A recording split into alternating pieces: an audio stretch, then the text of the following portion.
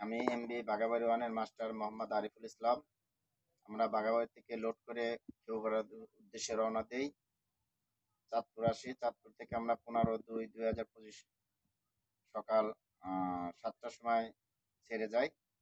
এক পর্যায়ে আমরা ইলিশার কাছাকাছি যায় আমরা চড়াই একটু আটকে যাই। এমন সময় জলদস্যু এসে আমাদের জাহাজের উপর হামলা করে। এক পর্যায়ে আমাদের সাথে হাতাহাতি হয়, ধাক্কাধাক্কি হয়। হওয়ার পরে আমার এক স্টাফকে নামিয়ে নিয়ে চলে যায়। ততক্ষণে আমি কোস্টগার্ডকে ফোন দেই।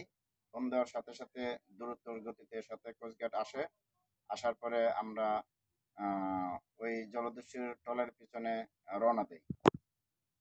জি, আমি মোহাম্মদ রিপন শেখ। আমি বাঘাবাড়ি ওয়ানের একজন স্টাফ। তো আমাদের জাহাজ চলিত কালে আমাকে কিছু জলদস্যু এসে অপহরণ করে নিয়ে যায়। তো তার কিছুক্ষণ পরেই মাস্টার কোস্টগার্ডকে জানায়। তার ইতিমধ্যেই কোস্টগার্ড চলে এসে আমাকে ধাওয়া করে। তো তারা দেখলো যে কোস্টগার্ড পিছে পিছে আসতেছে, ধাওয়া করতেছে। তারা ভয় পেয়ে আমাকে একটা চড়ে ফেলে দিয়ে তারা পালিয়ে যায়। তো কোস্টগার্ড যায় আমাকে উদ্ধার করে সেফলি নিয়ে আসে। তো কোস্টগার্ডকে আন্তরিক ধন্যবাদ। তারা খুব ভালোভাবে আমাদের নিরাপত্তা দিচ্ছে। এদের জন্য আমরা পানিতে নির্ভয়ে চলাফেরা করতে পারতেছি।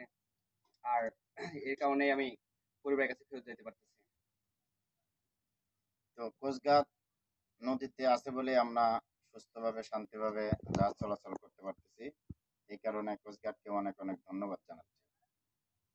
আসসালামু আলাইকুম।